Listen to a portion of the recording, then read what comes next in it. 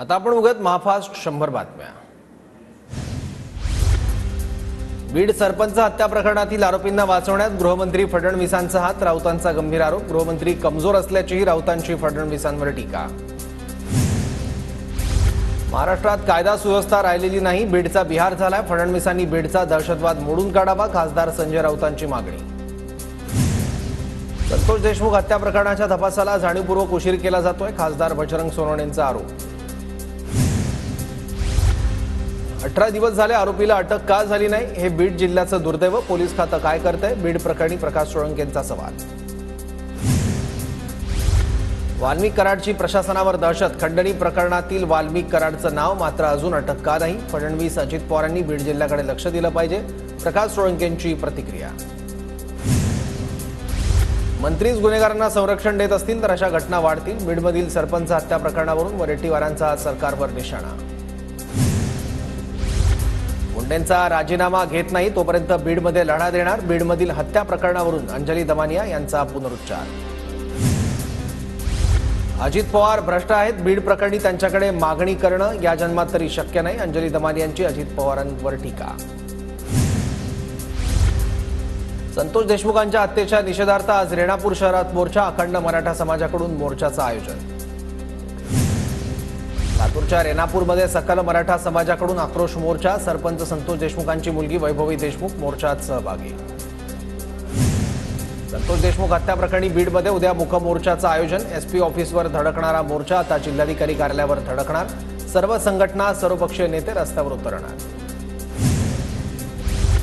धाराशिवच्या तुळजापूर तालुक्यातील मेसाई जवळगा गावच्या सरपंचावर जीवघेणा हल्ला, गुंडांकडून सरपंच नामदेव निकम यांच्या गाडीवर पेट्रोल टाकून जाळण्याचा प्रयत्न।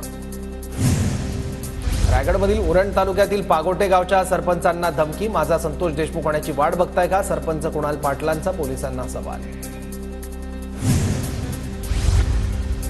पोलीस खात्यात फक्त भ्रष्टाचार, कायद्याचा धाक राहिला नाहीये, उरणच्या घटनेवरून संजय राऊतांचा सरकारवर आरोप। नाशिकमध्ये नरहरी झिरवाळांच्या कार्यकर्त्यांकडून बॅनरबाजी, बॅनरवर नरहरी झिरवाळांचा आदिवासी विकास मंत्री असा उल्लेख, मात्र खातेवाटपात आदिवासी विकास खात्याची जबाबदारी अशोक उईकेंकडे।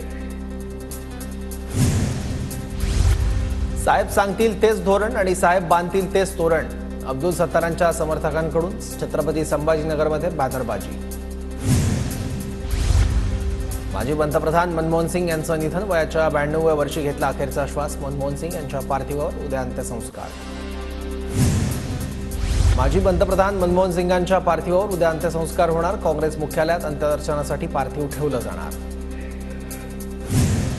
केंद्र सरकारचे देशातील सर्व कार्यक्रम आज रद्द, संपूर्ण देशात 7 दिवसांचा दुखवटा जाहीर, डॉक्टर मनमोहन सिंग यांचा शासकीय इतमामात अंत्यविधी होणार। पंतप्रधान नरेंद्र मोदी आणि गृहमंत्री अमित शहांकडून डॉक्टर मनमोहन सिंगांच्या पार्थिवाचं अंत्यदर्शन, मोदींकडून सिंग यांच्या कुटुंबाचं सांत्वन।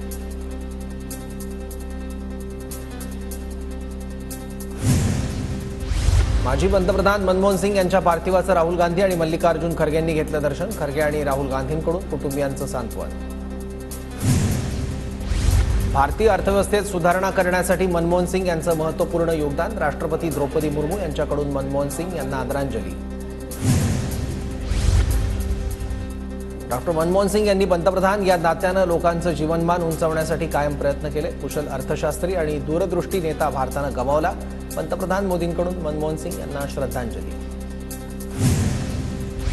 माजी पंतप्रधान डॉक्टर मनमोहन सिंग यांच्या निधनाची बातमी अत्यंत दुःखद, मनमोहन सिंग यांनी देशाच्या कारभारात महत्त्वाची भूमिका बजावली, केंद्रीय गृहमंत्री अमित शहांकडून मनमोहन सिंग यांना आदरांजली।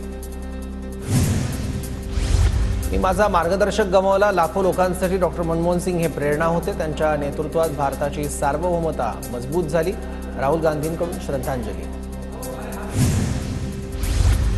मनमोहन सिंहांचं योगदान देश विसरू शकत नाही, मनमोहन सिंहांच्या निधनानंतर शरद पवारांकडून शोक व्यक्त।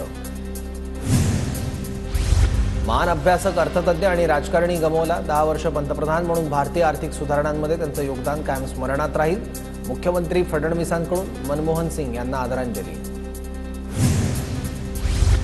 माजी पंतप्रधान डॉक्टर मनमोहन सिंग यांच्या निधनाची बातमी अत्यंत दुःखद, त्यांच्या निधनानं एक धोरणी आणि हुशार असे अर्थतज्ञ, राजकीय नेतृत्व हरपलं, उपमुख्यमंत्री एकनाथ शिंदेंकडून मनमोहन सिंग यांना आदरांजली। मी एक अतिशय विद्वान सहकारी गमावला. माजी पंतप्रधान मनमोहन सिंग यांच्या निधनानंतर माजी राष्ट्रपती प्रतिभा पाटील यांच्याकडून आदरांजली. मनमोहन सिंग एक आर्थिक नेता, अनेक राष्ट्रांचे मार्गदर्शक होते. देशाला 5वं आर्थिक राष्ट्र बनवण्यासाठी त्यांनी अथक परिश्रम घेतले. मनमोहन सिंहांच्या निधनानंतर कायदा मंत्री एच.के. पाटील यांच्याकडून शोक व्यक्त. मनमोहन सिंग जागतिक दर्जाचे अर्थतज्ञ, मुत्सद्दी आणि संसदपटू होते. मनमोहन सिंहांच्या निधनानंतर राज्यपाल सी.पी. राधाकृष्णन यांच्याकडून शोक व्यक्त. देशाचा कोहिनूर हिरा हरपला. माजी पंतप्रधान डॉक्टर मनमोहन सिंग यांच्या निधनानंतर आमदार नितीन राऊतांकडून शोक व्यक्त. माजी पंतप्रधान मनमोहन सिंगांच्या निधनानंतर भारतीय क्रिकेट संघाकडून त्यांना श्रद्धांजली. हाताला काळी पट्टी बांधून टीम इंडिया मैदानात.